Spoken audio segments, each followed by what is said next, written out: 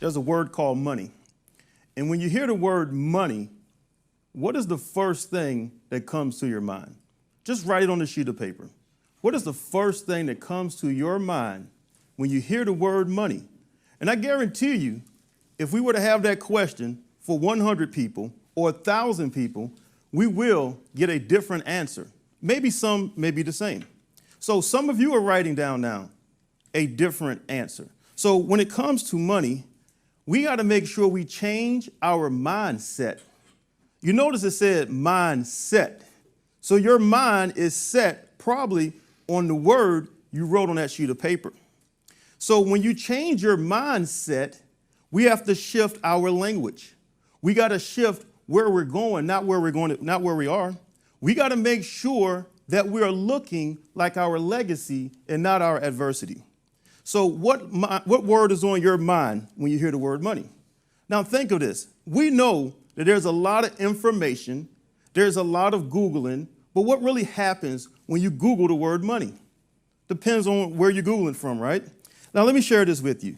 We had a panel and we had a discussion about finances and we had a discussion about money, but not only about money, we wanted to make sure that we were targeting a community that I feel that's overlooked.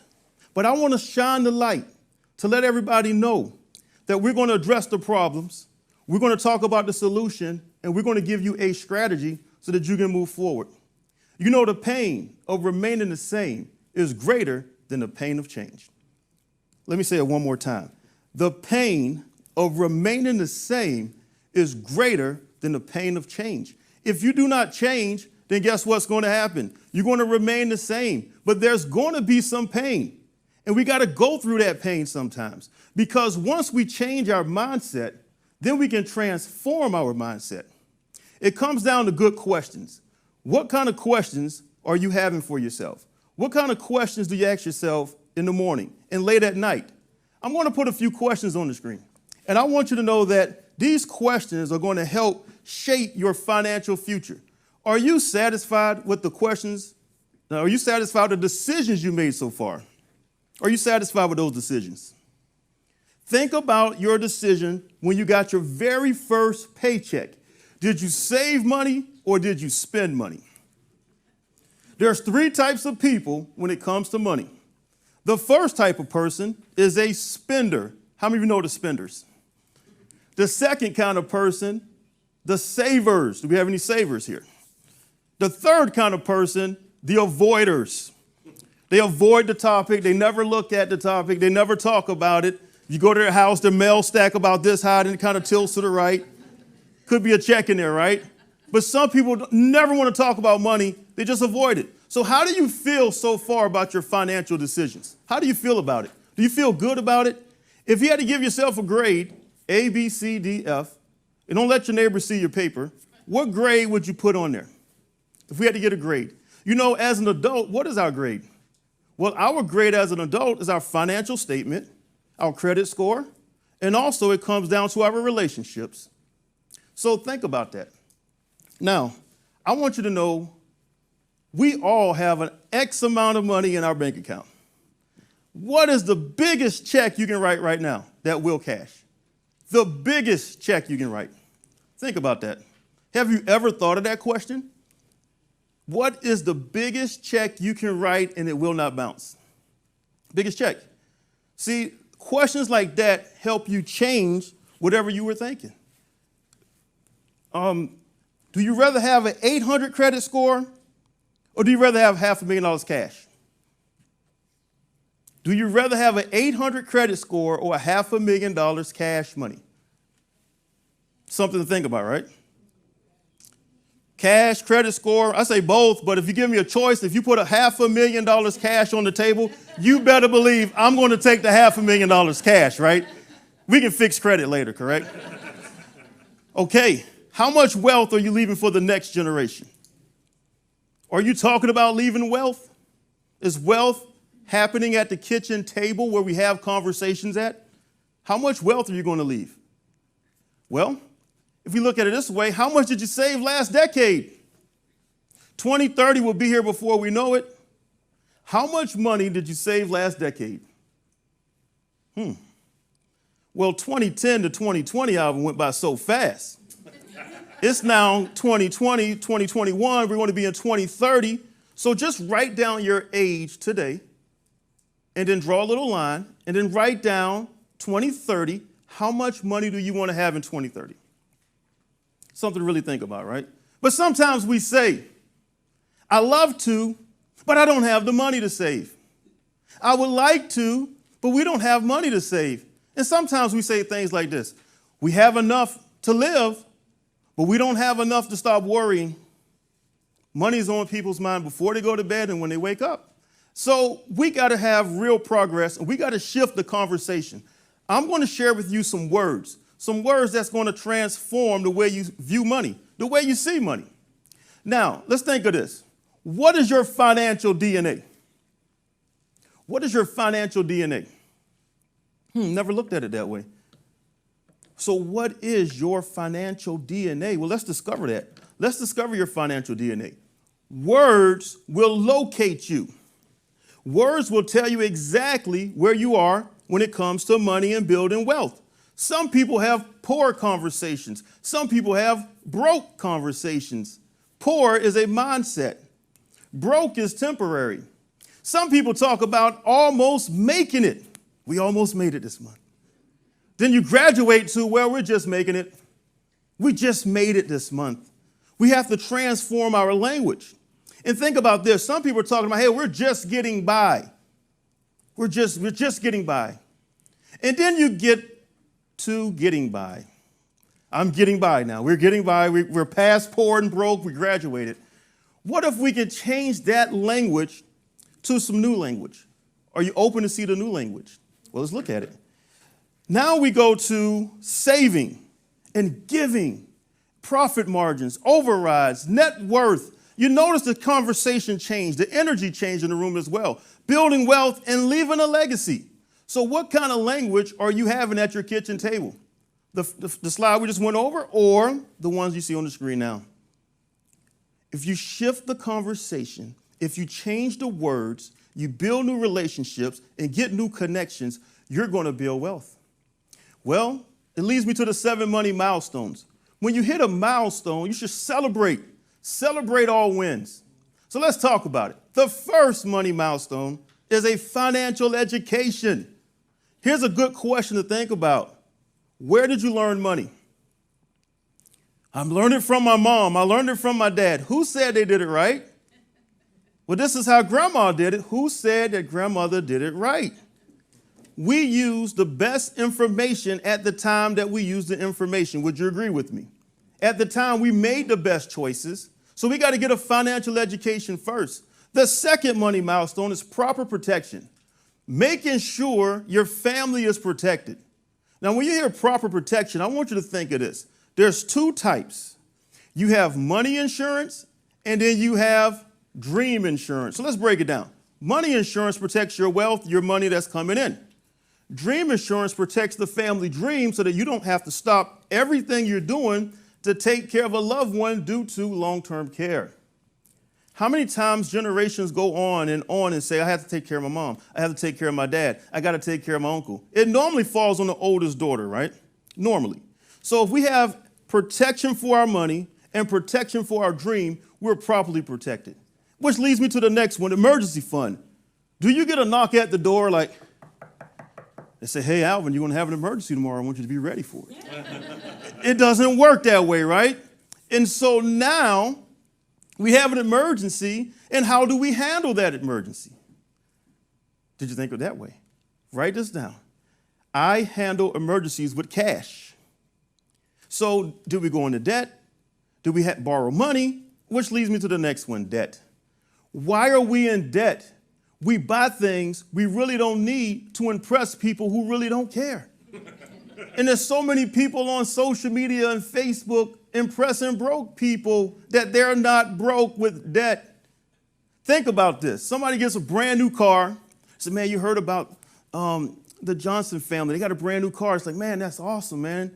Then the Johnson family got their car repoed. Can you pass the salt? Can you pass the pepper? See how fast it works like that? Realize this. We are in debt. Most people are in debt because of the decisions they made, and they did not have an emergency fund. So as we go through this journey of these milestones, the next one is going to be cash flow. You got to make sure cash is coming in. More money coming in, less money going out. Pretty simple, right? And then we go on to my favorite one, and that's building wealth, building generational wealth. Legacy before lifestyle. Don't ever forget that. Legacy before lifestyle, not lifestyle before legacy. And then the last one, we got to make sure that we are out there going through all 6 money milestones. And number 7, we got to protect our wealth. We don't want to leave it to the IRS. We don't want to leave it to the government. We want to make sure, right, that our money is going to be left to our last name, not IRS. That's not your last name. So you got to have a roadmap. We have GPSs in our car, right? Do you just jump in the car and say, wherever it takes me, I'm going to go? You're going to make sure the GPS is set, your phone is set. You're going to make sure that you're going to know where you're going to your destination. I need to know exactly where we're going. What if your GPS, some of you like to look at the directions all the way, right? And some people just hit the button and go. But with a roadmap, we're going to show you the different milestones. Now, it's not taught in school. It's not our fault. When we were young, we wasn't saying, hey, I want money to be taught on the curriculum. We didn't have a say in that. But what if we taught money in school instead of home ec? If I want to learn how to cook, I'm going to learn from my grandma and my mom and my aunties, not in school. So we got to make sure that we teach money and how money really works. And people deserve a financial education.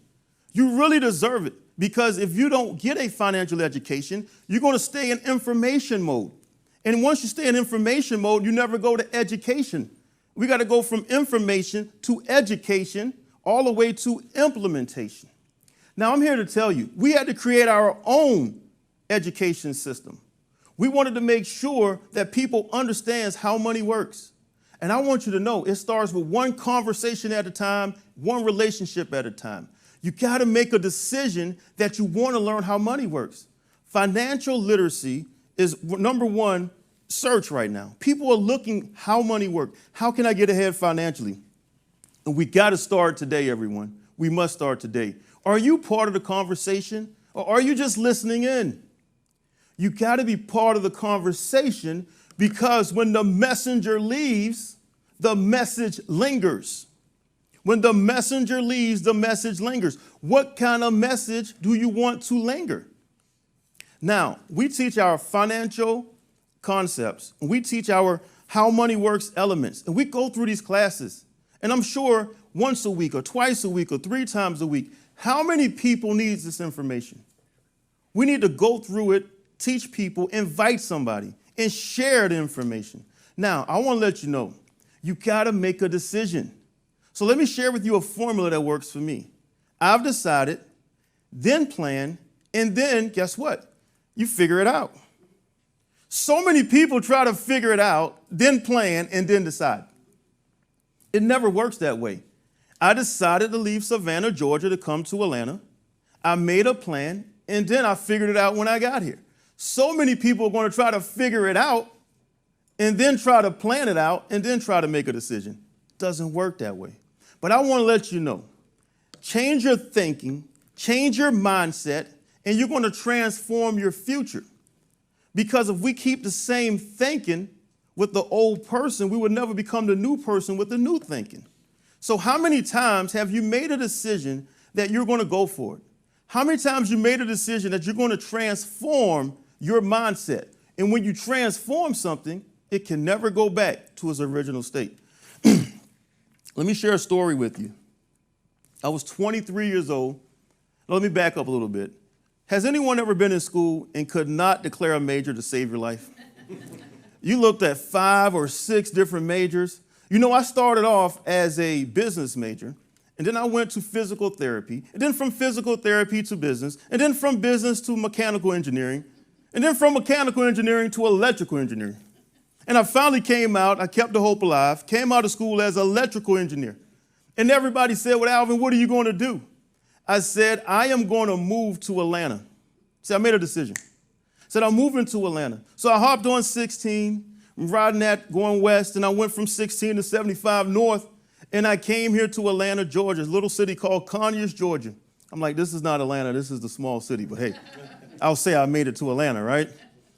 And I was looking for a career. I was looking for something. I don't know what that something was, but I wanted a career. So I was putting my resume out, email, call, fax, email, call, fax, email, call, and nobody would call me. I would go on interviews and they would say, Alvin, you don't have experience. I'm like, I only worked 2 jobs and I just graduated. I don't have much experience. They said, Alvin, you're overqualified. I'm like, how am I overqualified? So that put me right in the middle. So one of those days I had a SportsCenter rerun day and I kept watching SportsCenter reruns over and over. And I said, I'm not looking for a job because at the time, looking for a job was a job. And so I didn't give up. I didn't change hope. I kept looking and looking. And I finally got a call from this firm, and this firm told me yes. And they said, you know what? Regardless of your age, regardless of your background, we're going to bring you in and give you a shot. And I'm so thankful that I had an open mind. And when I came here to Atlanta, and when this company gave me a shot, I was in a brand new environment. I was under the new influence of a bigger vision. I had new connections, new relationships, and new conversations. And that's how you transform your future. And in this environment, I had new expectations from a mentor to share with me a vision of where we're going and what's expected of you and how are you going to transform and change the financial arena. And I said, you know what? I'm ready to take action. He said, Alvin, you got to execute a plan. And here's the plan. And still to this day, we're still working that plan. See, when you execute and take action inside of a new environment with new expectations, you can transform things. And then the next one, he said, Alvin, you're going to gain experience. And you're going to bring people on this journey. And you're going to share with people how they can be a part of this new environment because now you are the example to bring people into a new environment. The new environment is how money works now. How money works is a lifestyle. It's not just a class. It's not just a company. It is a lifestyle. We are teaching people how money works. And the only way that you're going to help families and the only way you're going to make a difference, you got to understand this formula right here. New environment, new expectations, right? And then you're going to have a plan to execute, take action. And after you take action, you're going to gain experience from your mistakes, other people's mistakes, and you're also going to learn while you're on this journey. And now you are the example of success, and then you repeat it all over again. Now, I hope you're ready for this new financial educator lifestyle. It is a lifestyle that's going to provide you flexibility, provide you freedom, give you a chance to make your own hours, work from home, be your own boss, no time clock. You get to call your shots now. See, before when I was looking for a job, you know, job stands for jail operating as a business, just in case you didn't look up a new word. But I wanted my own career. I wanted my own business. And now, guess what? More vacations, more world-class recognition. You get a chance to leave a legacy for your family. Not only a financial legacy, but a legacy of knowledge, an emotional legacy, and a financial legacy. I'm here to tell you, you can have the financial educator lifestyle. So it all comes down to a new decision. Decision is power. The most powerful thing in the world is a made-up mind. You got to make your mind up that you're going to share this information. You got to make your mind up that you're going to help families. You got to make your mind up that you want to build a business. Understand this. The decisions we make today will impact generations of tomorrow. The question I have for you is this. Are you ready to take your family to the next level? Are you ready to change your family tree? Are you ready? You can't get ready to get ready. You got to be ready. And I'll close with this. Look like your legacy, not your adversity. Thank you for your time, everyone.